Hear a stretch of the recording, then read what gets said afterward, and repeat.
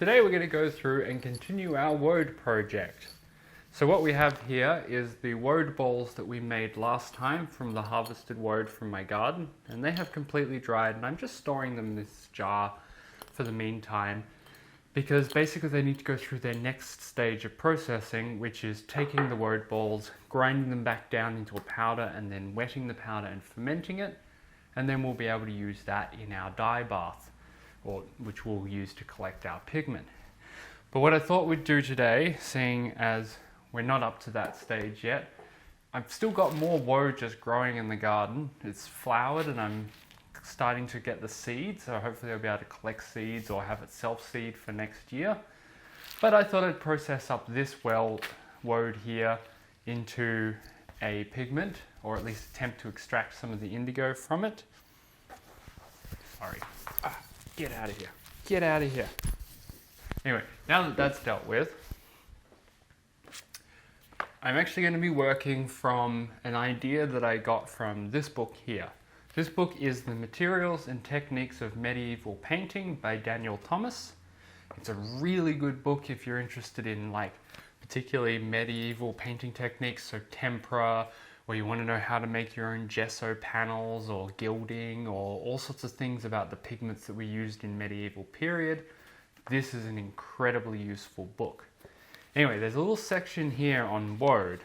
It talks a lot about Woad, but there's a pigment that they used to make in the medieval period and I'll read through the section. So this is a 12th century manuscript that was found in Cambridge, and this is what the typical recipe of the time was.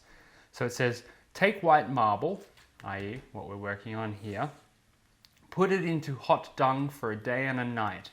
Then take it out and grind it on another marble strongly to make a very fine powder. And then take the foam which is found in the cauldron in which clothes are dyed the color of indigo, and put this powder and work it up for a long time. When it is dry, add more foam until it acquires a good azure color. Then after it is thoroughly dry, powder it finely and wash it with water in a basin, and then let it settle off and pour off the water. And after pouring off the water, let it dry. When it is dry, powder it very finely on the marble and put it away in a little bag. And know that the foam is better before the clothes are dyed, and know too that you can do all of this with white lead as well, with the powder of marble. So basically what's going on there is they're taking marble and they're heating it in dung, which is essentially trying to calcine the marble, and then grinding the marble up into a fine powder, taking the foam or froth that you get off the dye vat when you're making indigo dyeing or Woad dyeing, which is where the color actually ends up, and then grinding that with our powderized marble to try and create a bluish pigment from that mixture of marble and the indigo from the Woad. So in modern terms, rather than me having to go and find a dung heap and throw some marble in there and wait for it to get hot for a day and a night and then grind it up, basically we know that marble is comprised of calcium carbonate, which is essentially chalk. So I'm going to get myself some calcium carbonate.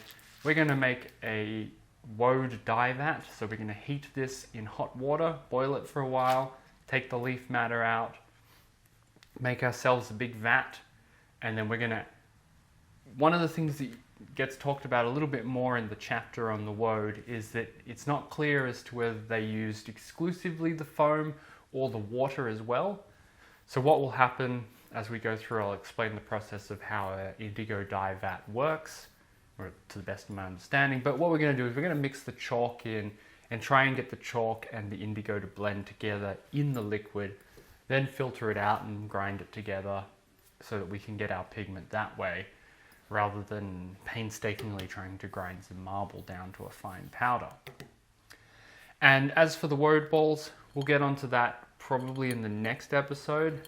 So we're just going to work on the fresh while I've got the fresh here, and give this experiment a try. See if we can make ourselves some medieval calcium carbonate Woad pigment. Alright, so I got the big beaker out, the big 2 litre beaker out for this first step that we're going to do for making our woad extraction. And essentially all we're going to do is, I'm just heating up the water here, and we're going to chuck our plant material, we're going to tear it up and put it into the beaker here and start heating it up and cooking it to extract the color material out of the leaf here. We probably don't need the stalks in there, so we can try and remove some of the stalks as there's no color material in the stalks. And then basically the way the indigo or woad dye vat works is you extract the color with water, you then take out the material, the leaf material, and you add in some sort of alkali. So you can either use like soda ash or lye ash, soda ash being caustic soda, or you could use sodium carbonate as well, or you could use lime water. So you take lime and you mix that with water, and then you let the lime settle down. You take the alkaline water off the top, which is what they traditionally use. I'm probably going to go with soda ash because caustic soda or sodium hydroxide is really easy to get. And then what you do once you have that mixed in there, the alkalizer, is you feed air through it. So you oxygenate it. And what that does is it oxidizes the indigo compound, I can't remember exactly the name, indican or something like that, the chemical that's in there, and it becomes an insoluble solid that separates out of the solution. And then you collect it, and that's how you have your indigo. If you were dyeing, what you would do is you would drop your cloth in before you aerated it, and when you pulled your cloth out, being exposed to the air would oxidize the indigo, and it would oxidize it onto your cloth, and you would dye your cloth blue.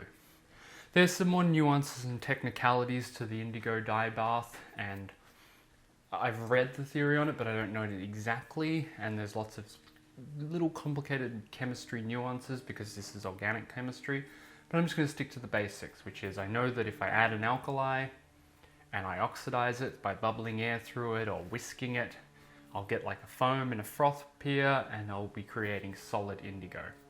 And what we're going to be doing is we're going to be adding in chalk so that that can mix and fuse with the solid indigo, and we can grind the chalk and the indigo together to get a usable pigment or a paste. So I'm just going to start by tearing up my leaves and getting them in there. I'm not too fussed about how I do this. Obviously the more I tear it up, the more surface area there is, which will make it easier to start extracting, but otherwise we're just going to go for it. Getting it in there.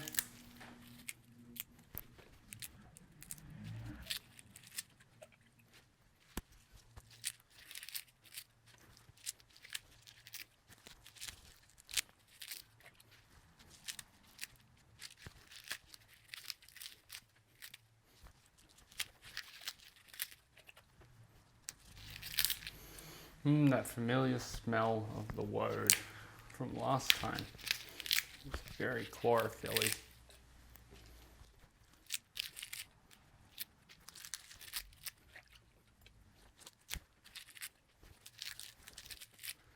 Alright, now that we've got all of our woad into the water there, we basically just want to wait for this to come up to a boil.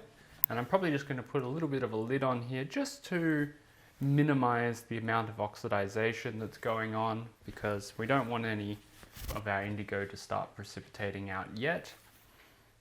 Even though I think it's harder for it to precipitate out without the alkali in there, it's still probably best. And also this is a fairly large amount of water, so it's probably going to take a little while for it to heat up. And I may even get some aluminium foil and wrap this around the hot plate just to insulate it a bit more and help it get to a boil a bit quicker. So our woad's been heating in the hot water here for a little while, and it's currently at about 60 degrees. It never really got above 65, and maybe it could have been a little bit hotter, which could have been more helpful, but we also don't want to overboil or overheat it. But you can see that there has started to be a bit of a blue tinge to the liquid. So what I'm going to do now is I'm just going to squeeze the leaves here and pull them out of our liquid, and we're going to keep our liquid. I'm just going to put the spent leaves into this bucket here. I've got some gloves on because this will stain my hands blue from our last woad expedition, I ended up with blue hands for a very long time after that. So I'm not going to make that mistake again. So just giving it a gentle squeeze.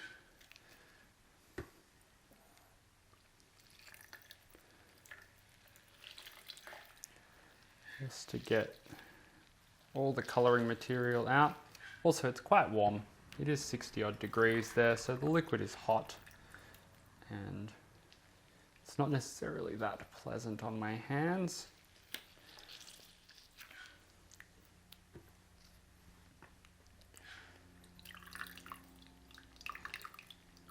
I'm thinking I might quickly filter this solution once I remove these leaves. Oh yeah, that's hot. So I think I'm gonna filter the solution very quickly.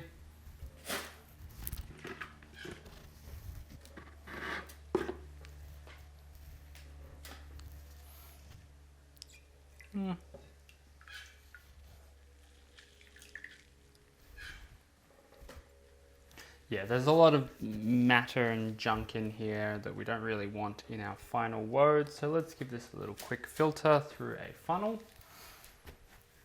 All right, so I've just got a cloth and another beaker here, and I need to work quickly before this oxidizes too much. So just quickly and carefully pour it through, just so that we can trap all that dirt and junk that's in here.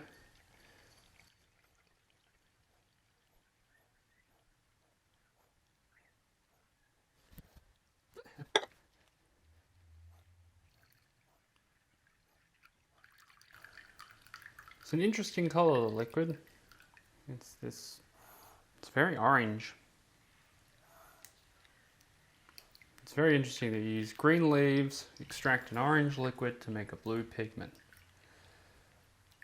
Certainly a lot going on here. I'm just going to rinse out my big main beaker because we want to use this to do the rest of our work in. And then got myself a solution of potassium hydroxide here, which I decided to use instead of sodium hydroxide, and this will be our alkali. So we're going to add that in. Wow, it's gone a really deep, and now we're instantly getting blue starting to form.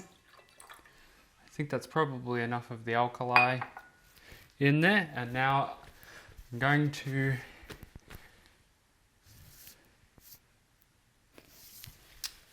I'm just deciding now. I've had a thought. Do I want to collect pure indigo from the woad, or do I want to do the chalk mixture experiment, or maybe I want to do a little bit of both? So maybe what we'll do is we'll just tip a bit of the liquid off into here, like so, and we'll do one little, say 200 mils we'll do with the chalk, and we'll do this big large amount here with just pure woad, and we'll see what we get from there. So let's take this 200 mils and add, say, 10 grams of chalk to this. So I'll just get my scales out and we'll measure out ourselves 10 grams of chalk. Sometimes you just change your idea as you're working. Okay, so we have 10 grams of chalk. I'm going to put that in there like so, and we might start giving this a little bit of a stir. It's interesting, it's gone quite green. See this blue froth that's forming on top with this green liquid? This is part of the process of frothing the indigo vat to make it oxidize and then become solid. So we're going to go through that process now.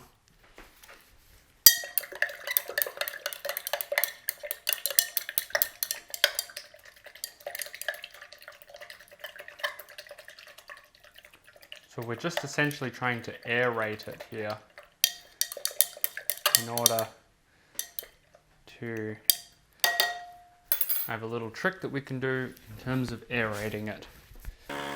So I've turned on my vacuum pump and I'm using the other side of my vacuum pump to push air out, and so then we're going to be able to put that into there, and that's going to bubble air through our solution, which is going to get us our indigo separating out through oxidization.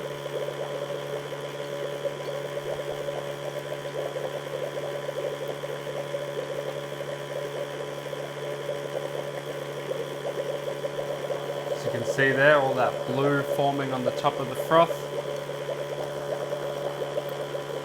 It's going to be interesting to see if this actually mixes with the chalk well, like it did in the recipe there that they were talking about.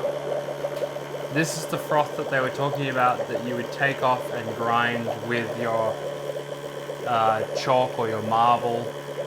But this way, I feel like we're just mixing the two together in the beaker here, so we don't have to go through the process of scraping out the froth and grinding up on a slab.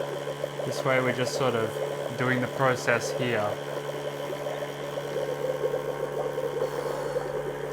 As you can see over here, this has gone very dark now, as we're definitely starting to separate the indigo out of here, and once I move the air from this one to this one, we should get a lot more bluing happening. But we'll give this guy its full run first, or at least a little bit, and then we can let it sit and move over to the big vat here.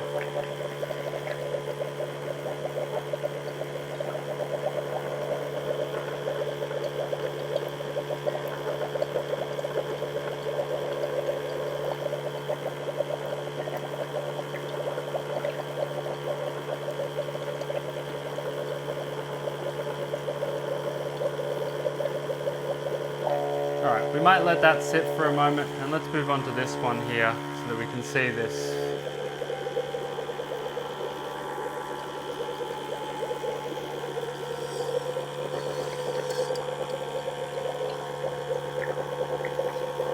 You can really see this blue forming up here.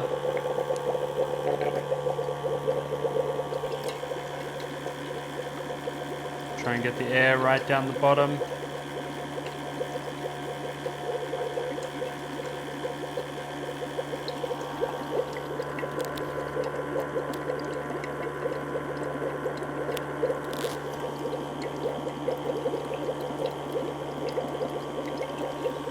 Fun. You can see as the bubbles come up, they start to change to blue, and then they burst, and you get this blue residue that starts forming. Such a fascinating process. It must have been so amazing for the medieval mind to see these types of things working the way that they do.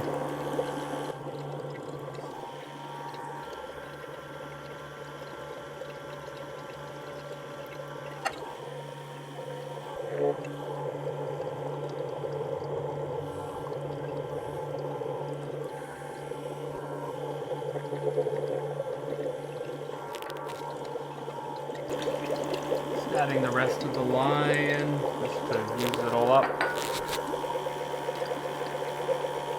Might let that sit for a second. We'll go back to bubbling this one for a moment.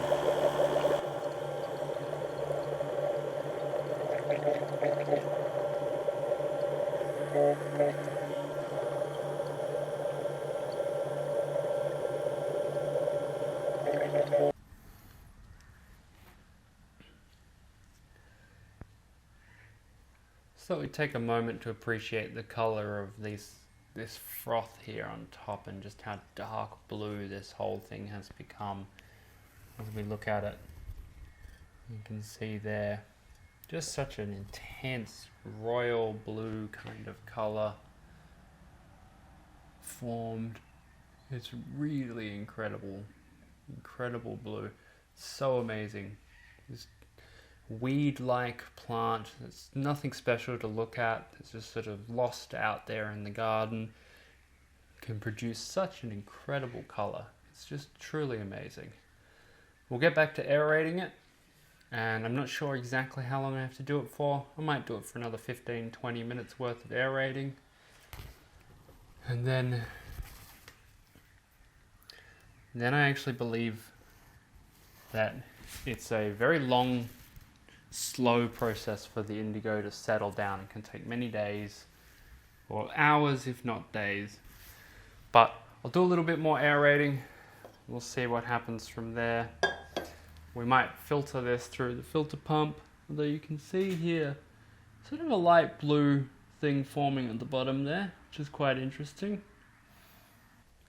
So after leaving the indigo in the beaker here overnight, it didn't really settle out very well, or it was very hard to see. It's still this big dark collection of liquid here. So I added a little bit of boiling water to it to help separate out the particles.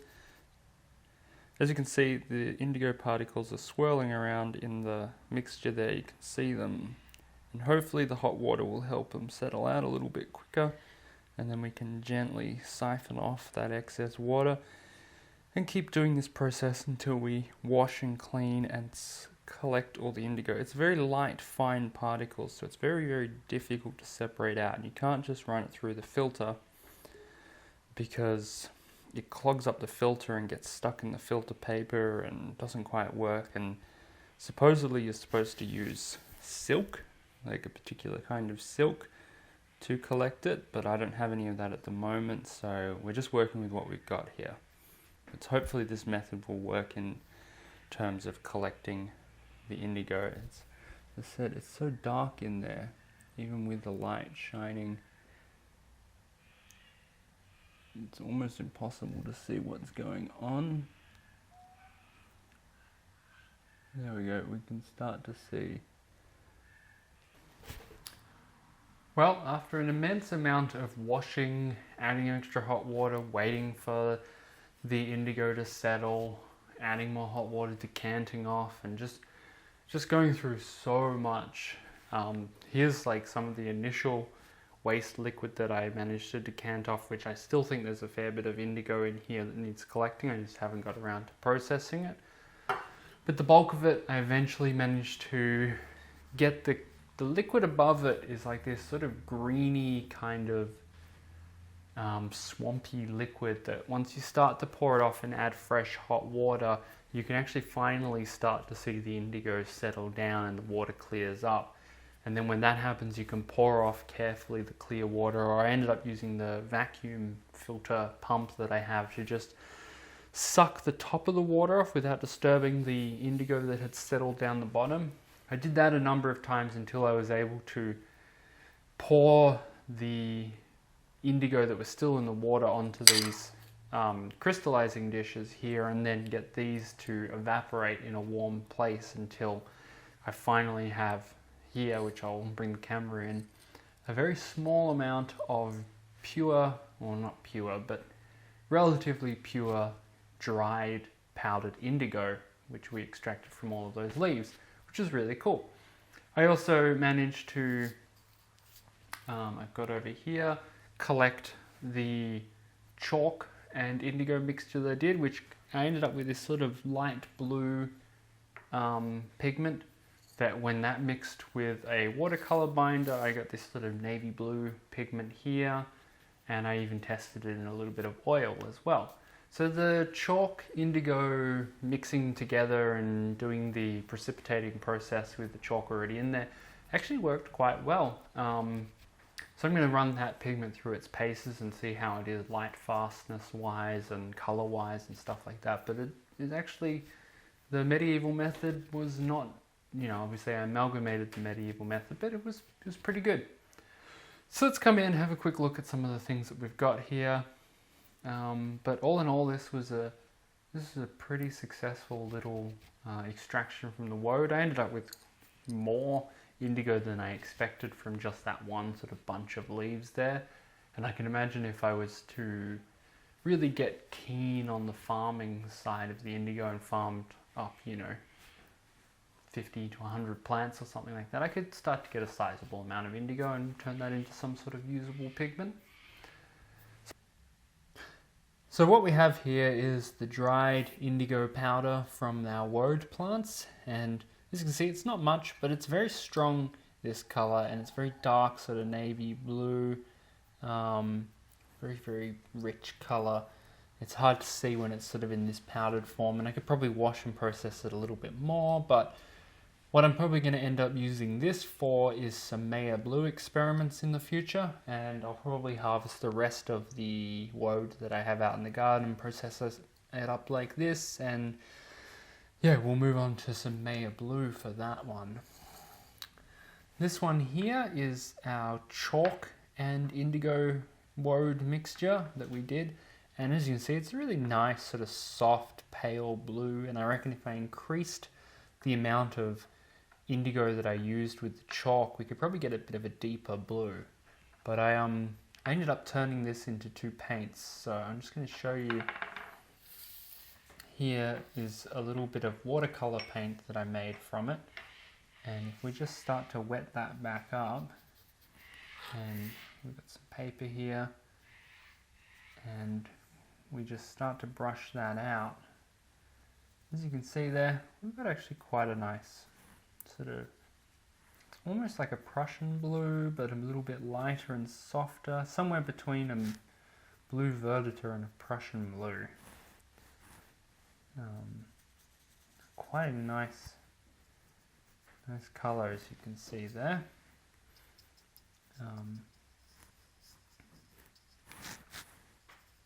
So you know what, this chalk woad mixture, or chalk indigo mixture, it's really simple to make, and it's quite a successful colour. I really like that, and I also took the time to see how it would look as an oil paint. Now obviously I don't have any canvas here to paint this out, but you can see here it makes this insanely nice, rich blue, navy blue kind of oil paint there. And if I had some white to mix it in, we could do a proper test, but this was just a small experiment. I wanted to see how this performed in oil as well as in watercolor. But anyway, that's it for this little episode, and I think we got some cool colors going on, as you can see from all the stuff here. And next up, we'll process these woad balls to their next stage, and then we'll start working on some Maya Blue, and that'll complete our woad series. Anyway, thanks for tuning in, and see you all next time.